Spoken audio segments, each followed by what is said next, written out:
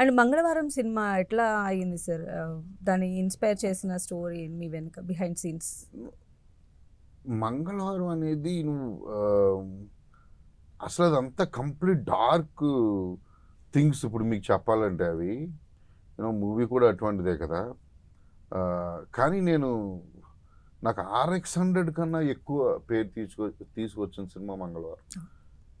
అది నేను డైరెక్టర్గా, నేనే స్టోరీ రైటర్గా, లేకపోతే నేనే ప్రొడ్యూసర్గా ఇవన్నీ పక్కన పెడితే నేను ఒక ఆడియన్గా కూడా బాగా ఎంజాయ్ చేశాను సినిమాని. థియేటర్కి వెళ్ళి నేనే చూస్తా, అసలు ఒక్క క్షణం తీసింది నేనే అని కూడా మర్చిపోయి ఎంజాయ్ చేశాను నేను మంగళవారాన్ని. అది నాకు ఫుల్ సాటిస్ఫై అయిన సినిమా అది.